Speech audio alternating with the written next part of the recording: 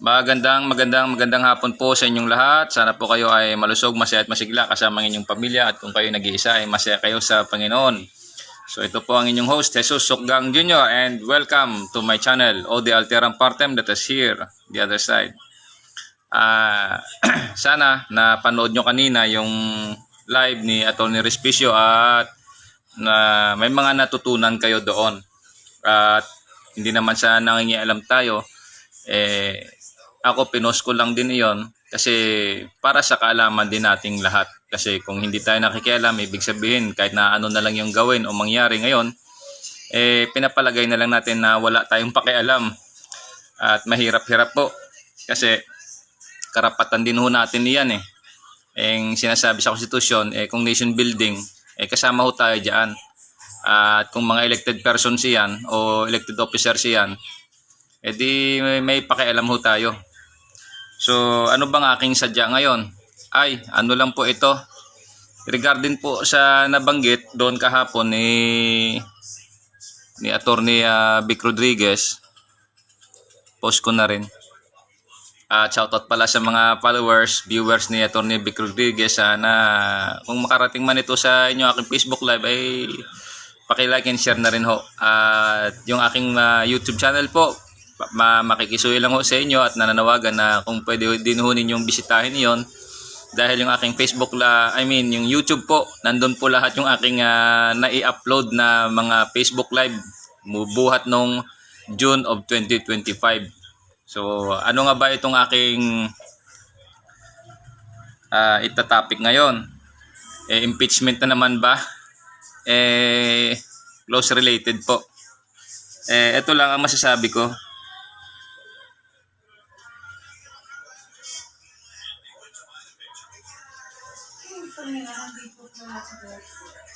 At babasahin ko na lang. Regarding po ito sa Secretary General ng House of Representatives. Ang source po natin dito is Google. In the House of Representatives, HOR, open close pa rin, of the Philippines, a ministerial duty refers to an act that an officer or body must perform in a prescribed manner, in obedience to a legal mandate, without exercising their own judgment or discretion. So kung nasa Office of the Solicitor General, ayon nga kahapon kay Atty. Vic Rodriguez, yun yung tanggapan na kung saan based dun sa rules of impeachment sa Article 11, Section 2 at Section 3, meron doon na pag nag-submit ho kayo ng either a citizen or a legislative or a representative, kung mag-file ho kayo, isa lang ho ang kailangan doon. Mag-file ng impeachment complaint ay kailangan ho yan ng endorsement ng isang congressman. At ito na nga, dadaan sa Secretary General or Secretary General of the House of Representatives. So, yun na nga. May mga balita kahapon or the other day ng kailan yun? 22 or 21 na may mga nag-submit ng mga nag-file ng impeachment complaint. Kung ano man yung politika doon, kung meron man, nagko-complaint yung mga tao bakit na ayaw tanggapin. Simple siguro doon kasi wala nga yung Secretary General doon po sa House kasi nasa abroad.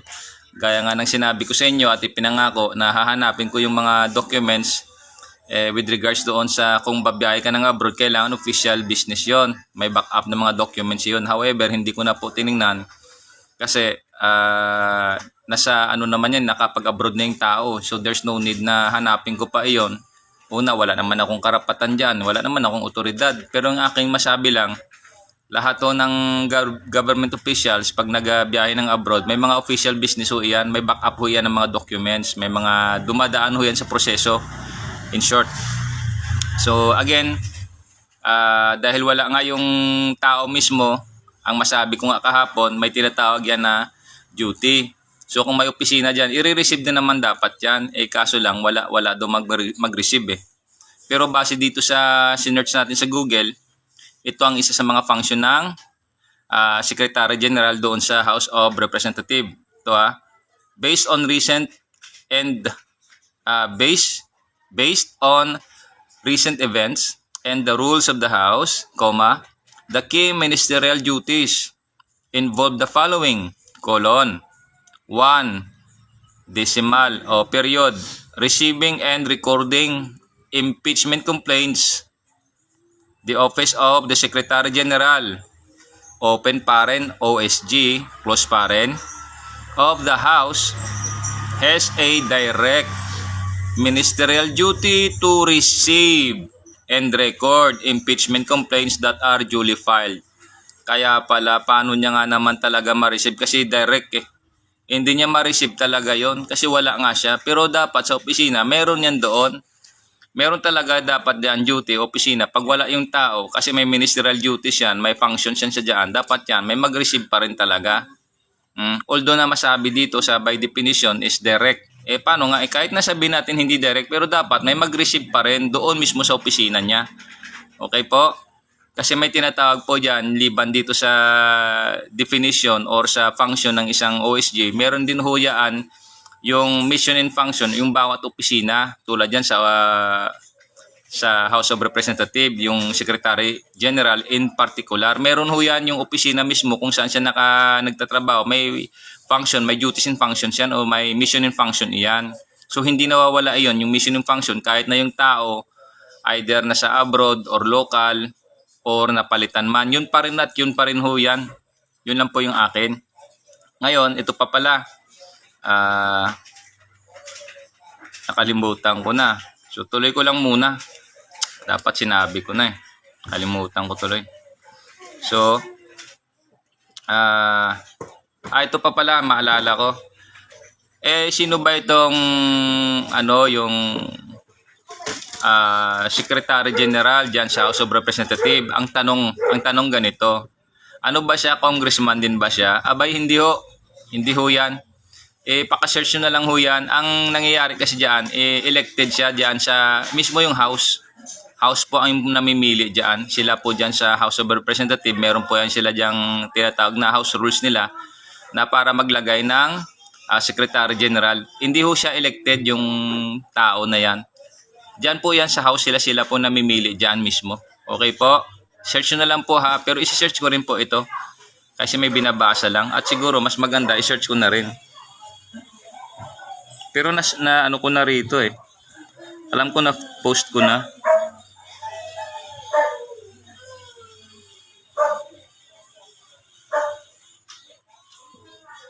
Eto na nga na-post ko na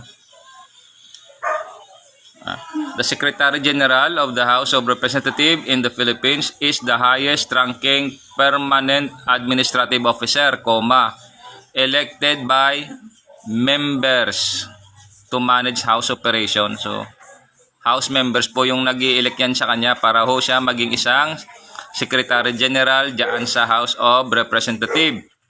Ano pa?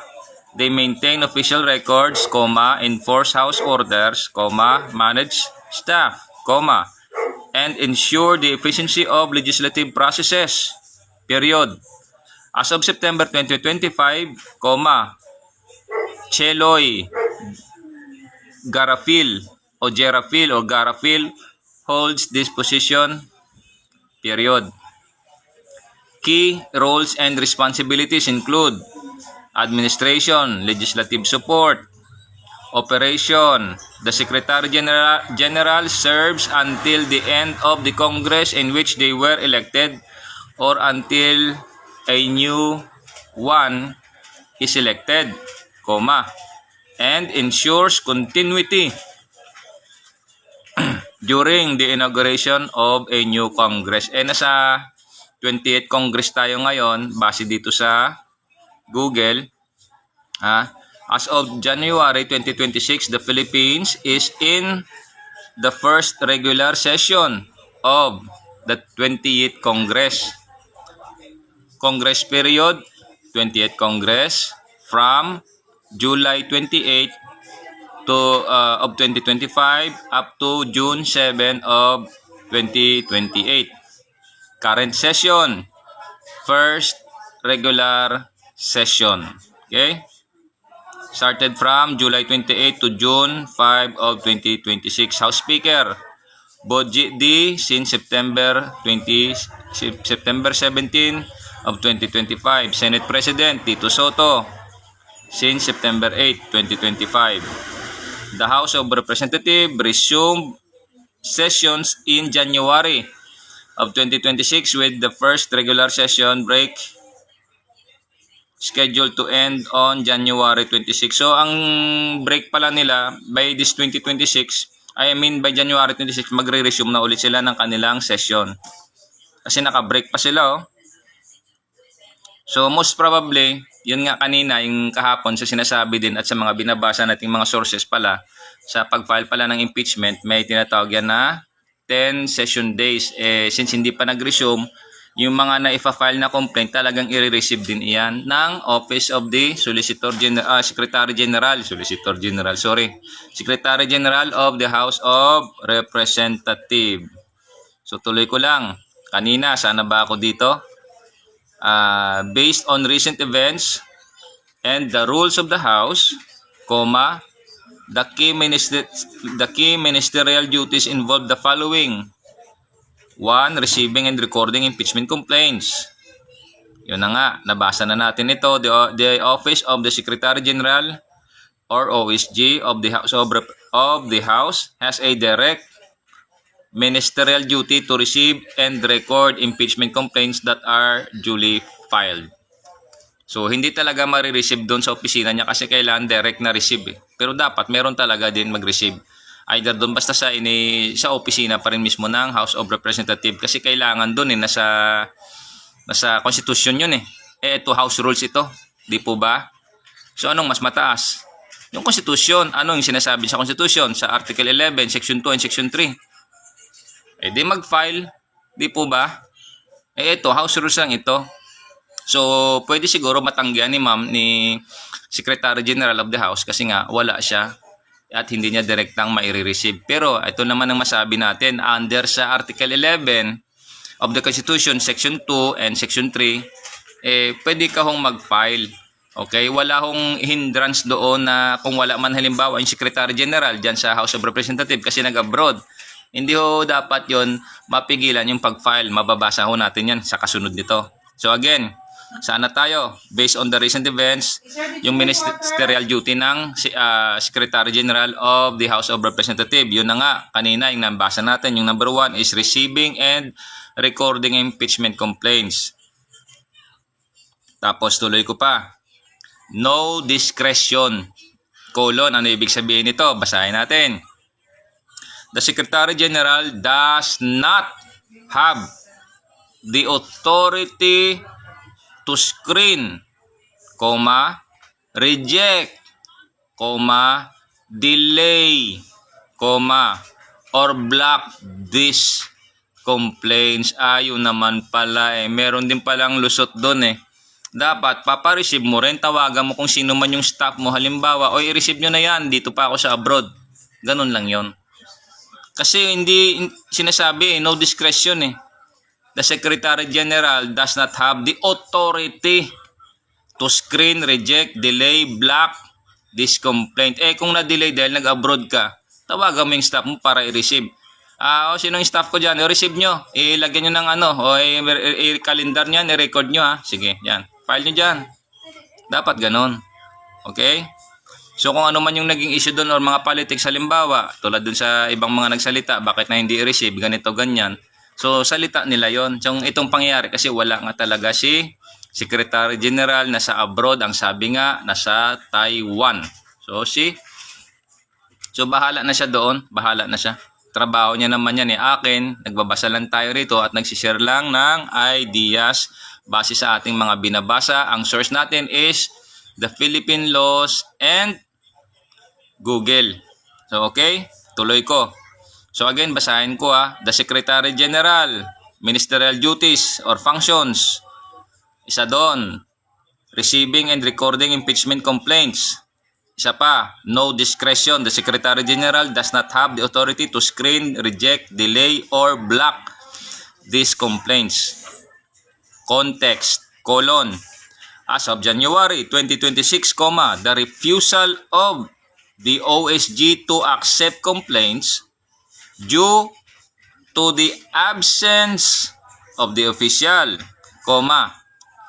or other justifications, has been cited as a violation of this ministerial duty, obstructing a constitutional remedy. Yan, see?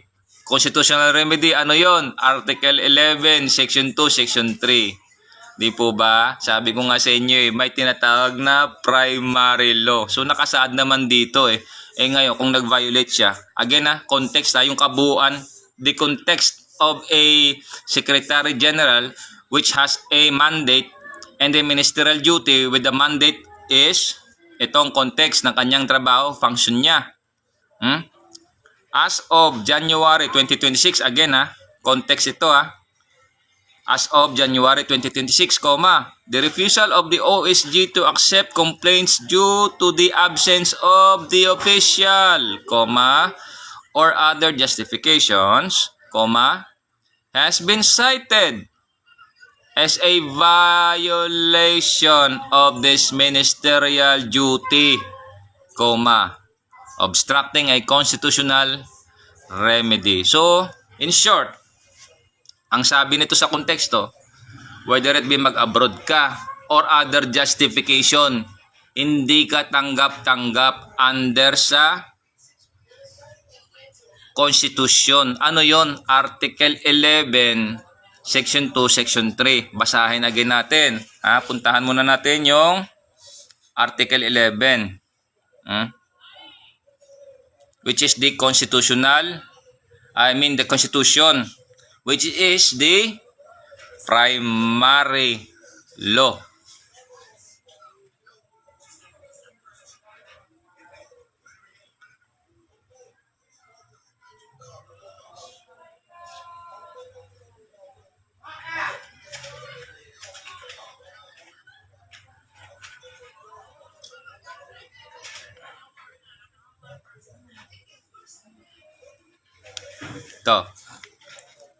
Itong sabi ni Google. Article 11, Section 2 and 3 of the 1987 Philippine Constitution govern the impeachment of high-ranking public officials. Section 2 lists impeachable officers: President, Vice President, Secretary, Supreme Court Justices, Commission members, Ombudsman, and grounds treason. Shortcut nyo na lang ito puntahan nun natin yung Gazette. Basahin natin yung Gazette. Okay? Puntahan ko muna lang yung official Gazette. Naglalag pa yung internet ko. Ito na. The 1987 Constitution of the Republic of the Philippines, Article 11, Accountability of Public Officers. Section 1, public office is a public trust. Public officers and employees must, at all times, be accountable to the people. Serve them with utmost responsibility, integrity, loyalty, and efficiency. So paso ngayon, although hindi man impeachable si Secretary General, I do not suggest pero public office pa rin yan efficiency. And then act with patriotism and justice and lead modest lives. Section 2, the President, the Vice President, the members of the Supreme Court, the members of the Constitutional Commission, and the Ombudsman. Ano yung Constitutional Commission? Yun na nga sinasabi kanina natin or binasa natin ng mga nakaraan pa, yung COA, CSC at COMELEC. Ano yung COA? Commission on Audit. Ano yung COMELEC? Commission on Election. Ano yung CSC? Civil Service Commission. So may mga sekretary dyan o head or yung mga nakaupo dyan So sila yung tinatawag na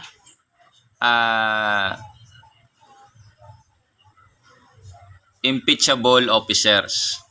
Hindi mo sila pwedeng tanggalin dahil siyempre politika ay never. Hindi ho pwede yan kasi nasa konstitusyon no iyan. So tuloy ko lang. Again, sa section 2, the President, the Vice President, the members of the Supreme Court, the members of the Constitutional Commission, and the Ombudsman may be removed from office on impeachment for and conviction of culpable violation of the Constitution, treason, bribery, graft, and corruption, other high crimes, or betrayal of public trust. All other public officers and employees may be removed from office as provided by law but not by impeachment. Tulad ako, isa rin ako sa trabaho, tao ng gobyerno, tinanggal ako. Provided by law, merong security of tenure. Kaya ang akin, may pag-asa ho tayo, may pag-asa ho tayo na kung lalaban man tayo sa legal at meron no bagaman sa trabaho dyan sa Philippine Coast Guard, binabraso ng aming isang opisyal dyan na siya nag-sibak sa akin without the consummation of the directive of the Commandant of the Philippine Coast Guard and other laws related pa. So nagkaroon siya ngayon na masabi natin na may binayulate talaga siya. There is a probable cause and there is a prima facie evidence. Prima facie, yun ang sabi nga, prima facie. So tuloy ko lang. So the rest na hindi sila nabanggit, yung mga impeachable officers, hindi kailangan ng impeachment yun para matanggal ka. Okay? Pag may na-violate ka siguro, pwede yun, file mo siya ng civil. Tulad sa akin, pwede ako mag-file ng civil case doon sa tao na yon. At pwede rin ako mag-file sa Office of the Ombudsman o di kaya sa Sandigan Bayan para tamaan din siya. Kasi tao siya ng gobyerno nandyan ka dapat ginawa mo ang sinasabi nga natin nakaraan. Kahit dito sa libro ng pulis, meron ako dito tawag nga sa pulis yan, Biblia nila. Meron sila. Diyan ko nabasa ang tinatawag na malfeasance, misfeasance, nonfeasance. So, pwede rin ba dyan sa ministerial duties? Ay, nandun na nga yun. Mamaya balik-balikan natin yung tungkol dun sa Secretary General sa House of Representatives, bakit na hindi tinanggap? Katwiran ba yun na nasa abroad siya? Hindi katwiran yun. Violation yun siya ng constitutional remedy kung nagpa-file may pinapile na impeachment. So doon pa lang tatamaan na kaagad si Secretary General. So kung ano man yung hakbang nila dyan, ay bahala sila dyan. Nagbabasa lang tayo. Ang mahalaga, meron din tayong alam kahit papaano base sa ating mga binabasa. So tuloy ko lang, Section 3, Paragraph 1. The House of Representatives shall have the exclusive power to initiate all cases of impeachment. Ano ito? Exclusive power. Ano nga sabi? Sui generis or sui generis. Ano ibig sabihin ng sui generis? From Latin, the sui generis or sui generis o sui generis. It's a unique legal process or legal litigation. Impeachment. So yun siya. Okay? Paragraph 2. A verified complaint for impeachment may be filed by any member of the House of Representatives or by any citizen upon a resolution or endorsement by any member thereof. So yun siya. So yun na lang muna Balikan ko muna dun sa ating topic kasi mapapahaba tayo. Basta at least na-refresh tayo, kahit ako na-refresh din ako. May nag-file ng complaint, tanggapin mo. Hindi pwedeng katwiran yun na nag-abroad ka, kung ano pa yung justifiable means mo na i-reason mo. Kasi violation yan ng ministerial duties mo. Ano yung ministerial duties mo? Mag-receive ka, mag-record ka ng mga lahat ng complaints. One of that, ministerial duties. So ito, tuloy natin. Sa context, context ng trabaho ng isang Secretary General which has a ministerial duty or ministerial function, ang sabi is, as of January 2026, the refusal of the OSG to accept complaints due to the absence of the official, or the other justifications, has been cited as a violation of this ministerial duty. Kung hindi mo pala kaya ministerial duty mo, anong balak mong gawin diyan? Hmm? Comma. Obstructing. Obstructing a constitutional remedy. Bakit may nag-file? Kasi gusto nila ng constitutional remedy. Ganun ho yan. Pag may daing ka, may sakit ka, ganun ho parang sa doktor yan, parang sa magulang. Yung iyong mga nasasakupan, nananawagan or nag-file man kasi kailangan nila ng remedy, kailangan nila ng gamot. Ngayon, nananawagan, nag-file ng complaint, bakit hindi tanggapin? Anong dahilan? Yun na nga sinasabi dito sa konteksto. It is a ministerial duty. Bakit ministerial duty? Yan, kasi doon sa House of Representatives, nagkaroon ng eleksyon, nagbutuhan sila doon para pumili ng Secretary General diyan sa House of Representatives. Ganun lang po. So, ano bang masabi natin or ano bang masabi ng ating binabasa? May na-violate ba si OSG? Si Office of the Secretary General ng House of Representatives? Ayon sa binabasa, meron. Ang sabi is, obstructing a constitutional remedy. Ano yung constitutional remedy? Yung pinafile na complaint, na impeachment complaint. Okay? Bakit lagi constitutional? Yun nga ang sinasabi. Constitution ho, ano yun? Sa Article 11, Section 2, Section 3. Okay po? Basahin nyo na lang po. At least natututo tayo, ano? So, salamat naman sa inyo, sa aking mga followers, subscribers, followers, viewers. Maraming salamat po sa inyo at salamat sa Diyos. Sa Diyos po ang karangalan at ang kapurihan sa Panginoon at sa Espiritu Santo. Tutuloy ko lang. Paragraph 2.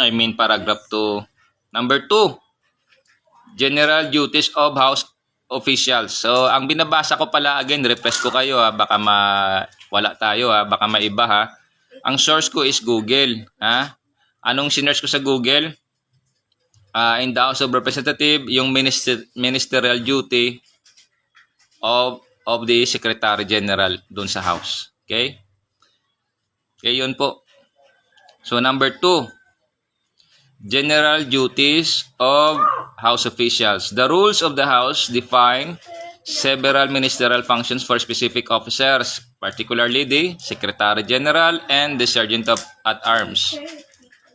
Secretary General, responsible for keeping the journal of each session, noting all questions of order, and signing, printing, and distributing House records. Sergeant at Arms, responsible for maintaining order in the House of Representatives, building complex, enforcing House rules, and protecting the lives of officers, members, and guests. Number 3, procedure for organization. Yan na lang siguro muna kasi kailangan pa babasahin ito. Tuloy ko na lang. Procedure for organization. At the beginning, basahin ko lang mabilisan kasi ano lang naman tong atin, ang ministerial duty ng isang Secretary General doon sa House of Representatives. Yun yung pinakabibigyan ko ng diin. So, basahin ko ulit dito sa number 3, procedures for organization at the beginning of the procedures for organization. At the beginning of the new Congress, the Secretary General of the immediately preceding Congress has a ministerial duty to preside over the inaugural session. Mag-preside sa inaugural session, call the roll, and facilitate the election of the new speaker. Yung pala ang trabaho ng Secretary General. Mag-call siya ng roll. Ano bang roll? Mag-attendance?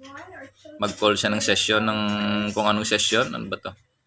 Facilitate the election of the new speaker. So, hindi natin alam yung ibang mga nito. So, tuloy ko lang sa number 4, administrative duties. Submission of SALN members have a mandatory ministerial duty under the 1987 Constitution to submit a declaration under oath of their asset, liabilities, and net worth upon assumption of office. Record management, the House acts as the custodian of its own records and properties with a duty to maintain them. Ministerial duties. Ito, ministerial versus discretionary. While The recording of a complaint is ministerial, comma. The evaluation and endorsement of that complaint by the House Committee on Rules or the plenary is a discretionary political process. Ha?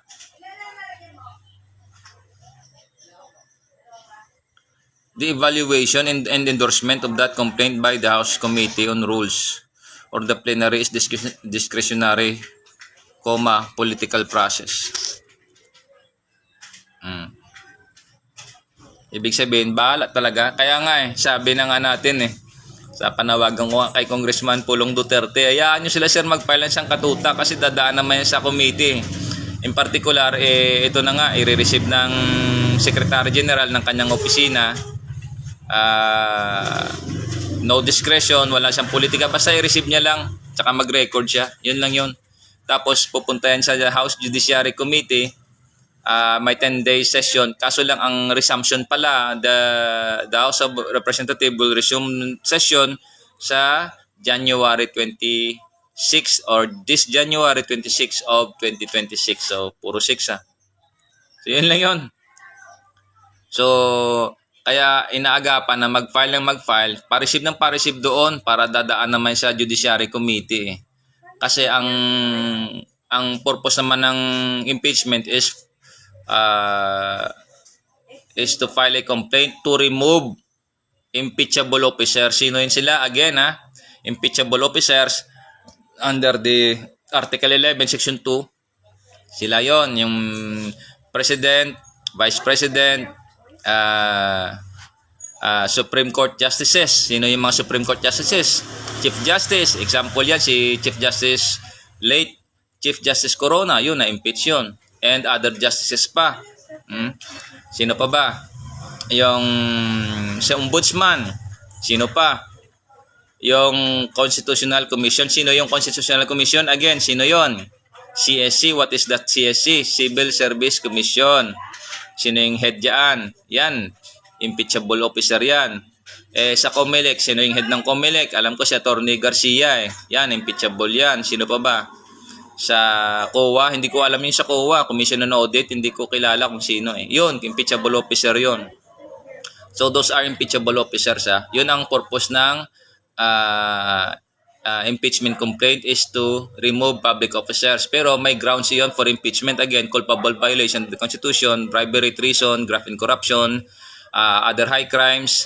Paros na memorize ko na. Wow! Kita nyo, basa lang ko ng basa. At so kahit pa paano, hindi mo natitingnan, nagpa-pop up na sa isip mo kaagad na nauulit ba? Di po ba? So sana, na-inspire ko kayo at nasagot natin itong sinasabi na ministerial duties. What is that ministerial duty ng Secretary General of the House of Representatives? Lulok ko naman tong cellphone ko. So yun na nga. Balikan ko lang ulit.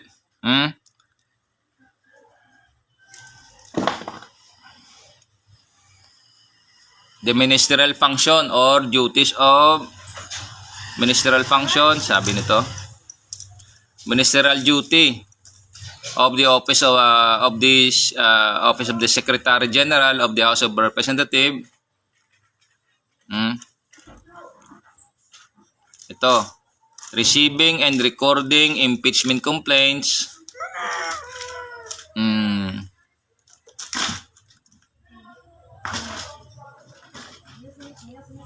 Okay, kasi filed yun may mga pinal na complaints. So receive and record. Tapos pag na-receive and record, ano pa isa sa mga function ni duty ni Secretary General diyan sa House of Representatives? The Secretary General does not have the authority to screen. Hindi niya pwedeng i-screen basta i-receive mo. Receive and record lang yan.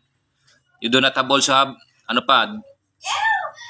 not have the authority to screen, to reject, to delay, or block complaints. So yun ang ministerial duty. Wala siyang kapangyarihan basta pag may nag-file, i-receive mo. So again, basahin natin yung context Ito yung context ng duty ng isang Secretary General diyan sa House of Representatives as of January 2026. the refusal of the OSG to accept complaints due to the absence of the official or other justifications has been cited as a violation of this ministerial duty. So, understood naman talaga yan. Sigurado may naiwang tao doon na magpa-receive o tawag, receive mo yan, sige, stampingan mo lang. Official na yan kasi mga stamp pag na-record mo, yun naman yun. Under direct guidance and direct supervision naman niya kung sino yung maiwan dyan sa opisina. Okay? So, yun po yan.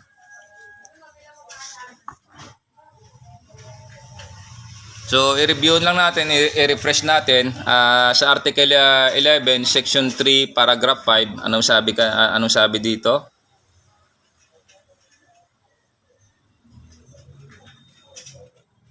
Sa impeachment balikan ko lang sa impeachment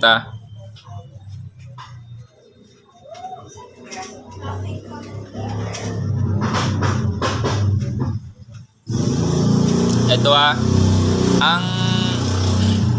ito ay ganito, pag-usapan pala natin, teka muna bago matuloy, may na delay. Paano yan yung mga na-file na complaint? Are those considered proceedings? Basahin muna natin ito paragraph 5. Article 11, Section 3, Paragraph 5. No impeachment proceedings shall be initiated against the same official more than once within a period of 1 year. Teka, ano itong impeachment proceedings? Ito, yung impeachment proceedings, ganun din ba yun siya na-file? Hindi pa ho. Kaya nga na-file kaya tambakan mo man ng file yan, hindi naman considered iyan na impeachment proceedings. Ano ba yung impeachment proceedings? Yun yung nagkaroon na ng report itong Judiciary Committee. Pagkaroon ng Judiciary Committee report, i-submit niya doon sa Congress, magkaroon ng debate or plenary session, mag-debate sila dyan, magkaroon ng 1/3 vote. So those are also considered as proceedings na. Ano bang kabuuan ng impeachment proceedings? Ang sinasabi sa impeachment proceedings, pag may 1/3 na vote, may tinatawag pa sila dyan na ika-calendar nila. After the calendar, anong mangyari? Trial. So considered na ba proceedings pag may progress na sa House? Hindi pa ho. Aakyat pa yan sa Senate. Okay? Yun ang proceeding. So I do not know kung itong sinasabi na no impeachment proceeding shall be initiated against the same official more than once within a period of 1 year. Yung tinatawag na impeachment proceedings kasama doon yung Senate. Most probably, ang final na complaint, gaano man yan karami, it does not constitute proceedings. Di po ba? Malinaw Article 11, Section 3, Paragraph 5. Yan bang interpretation ko? No, it is not my interpretation. Yan yung naiintindihan ko ayon sa sinasabi ng Constitution. Kasi nga, Article 11, Section 3, again, Paragraph 5, no impeachment proceedings shall be initiated against the same official more than once within a period of 1 year. So what is that proceedings? Merong file na complaint, merong endorsement, may nag-receive, may Judiciary Committee, nag-receive pala Secretary General, shortcut ko na, Secretary General, Judiciary Committee sa House, report, and then plenary session, magkaroon ng 1/3 vote, after ng 1/3, mag-calendar, after ng calendar, 10 days yan, isubmit doon sa Senate, may 10 days pa, aksyonan nila yan, kasi baka may nakulang, may dagdag pa, o ano pa, hindi ko maintindihan kasi wala Pero kung ako'y magkaroon man ng halimbawa ng pagkakataon na mapalawa ko yung aking impluensya, ay papag-aralan ko iyan. Magtanong na lang ho kayo sa akin just in case. Sana tulungan tayo ng Panginoon na makatulong na itong ating pamahalaan, gobyerno, Pilipinas na bansa, mapatibay. Isa ito sa ginagawa natin ngayon, yung pagpe-Facebook Live at magsaliksik at mag-aral din. Ganun po iyan. So sana ba? So after ng 1/3 vote, may kalendar. May 10 days. So 10 days, ang sinasabi pa dyan, kung merong i-revoke o ano pa ba, yung i-override, meron pa din sa House After nyan, punta sa Senate. Ano yung Senate? For trial. Ang magiging judge dyan, sino? trial judge, sino? Yung mga senator.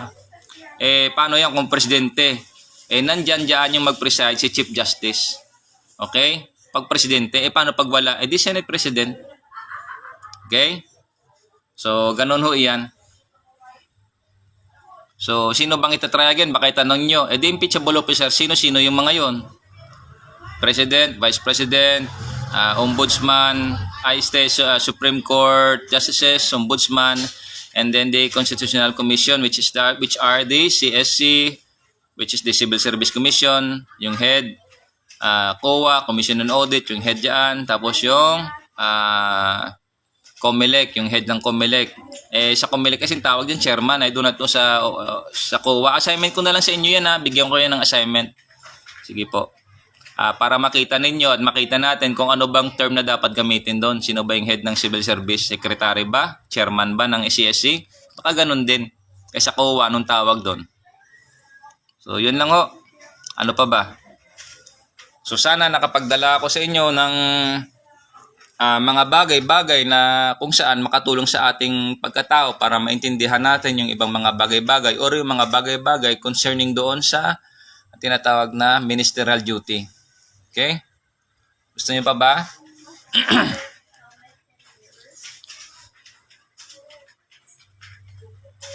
So,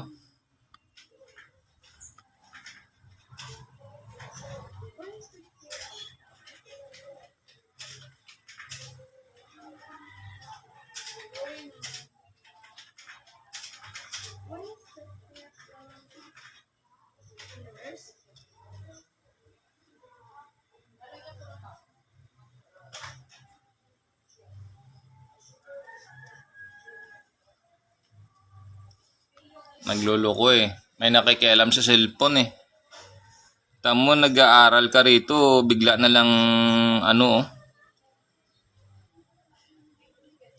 ewan ko ba. Ito, ang tanong ko kasi, what is a ministerial duty of the Office of the Secretary General of the House of Representatives? Ito ngayon, sinagot ni Google. AI overview. Ito sabi niya, a ministerial duty of the Secretary General of the House of Representatives, open paren, HOR, close paren, of the Philippines is a duty that must be performed as required by the rules of the House or the Constitution, requiring no exercise of discretion or judgment. So, yun. Paano pala magkaroon ng ministerial ng Secretary General dyan sa House of Representatives? Mag-e-election sila dyan sa loob. Okay? Silang pipili ng OSG nila. Tuloy ko lang. Sabi pa ni AI, ganito, according to the rules of the House. Yan. According to the rules of the House, di po ba? 19th Congress, teka muna, ang OSG ba, again, elected siya, hindi, ng tao, na dumadaan sa election, hindi, sa House rules lang yan, doon lang sa Congress, sila namimili, doon sa loob nila. Okay? So, tuloy ko lang, according to the rules of the House, that is the House of Representatives, 19th Congress, and related legal interpretations, the ministerial duties of the Secretary General include receiving and recording impeachment complaints without discretion to reject or delay. Other duties involve maintaining and certifying the journal of proceedings, providing administrative supervision to House personnel, and attesting to official House documents. When an impeachment complaint is submitted, the Secretary General role is limited to receiving it, not assessing its merits. So, ito, ikaka-copy-paste ko ito at saglit lang. Dagdag ko doon sa aking ginawang comment at ipopost ko na rin dyan mamaya sa Facebook Live ko. So, para hindi ko na muna kayo ma-delay, ito na lang.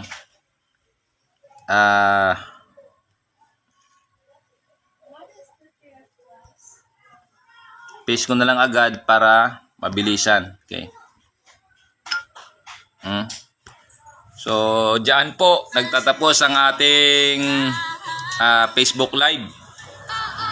Diyan po nagtatapos sa pansamantala at naway nasagot ko yung aking topic ngayon, yung Office of the Secretary General and its ministerial duty or function. Yan po at patuloy po tayong magbasa at magmasid at mag-obserba at makialam po tayo sa mga bagay-bagay patungkol sa ating pamahalaan at sa ating bansa. Ito po ay isang tinatawag na nation building. Gaya nga ng nakasaad sa preamble. Ang pakikialam po ay talagang pagtulong. Mas maigi nang makialam ka at nakakatulong ka. Hindi naman hong nakikiusyoso lang. Kasi yung kaalaman dagdag ho yan guide sa atin at gana, magkaroon ho tayo ng gana at ng drive para ho magpursige sa buhay na ito, na matulungan natin ang ating pamahalaan kung meron man pong tinatawag na nag-abuse ng kanyang authority, in particular doon sa mga impeachable officers, at isa pa nga dyan itong ministerial duty. So kasama doon sa context niya may tinatawag doon na violation.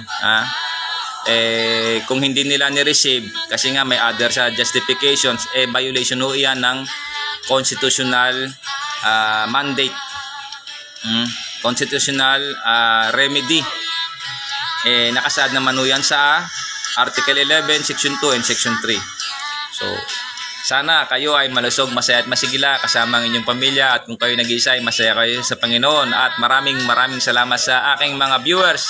Shout out sa aking magiting na tatay, si Jesus Sukgang Jr., Daisy Sukgang, aking nanay, kapatid na si Sheila Sukgang, si Jan Sukgang, aking mga pamangkin. Maraming salamat sa inyo. And to the men and women of the Philippine Coast Guard, officers, men and women of the Philippine Coast Guard, and to our Commandant, Admiral Ronnie Hill Gaban, sir. Ito po sir yung inyong lingkod at inyong host, Jesus Sukgang Jr., Ode Alteram Partem. Let us hear the other side. Amen.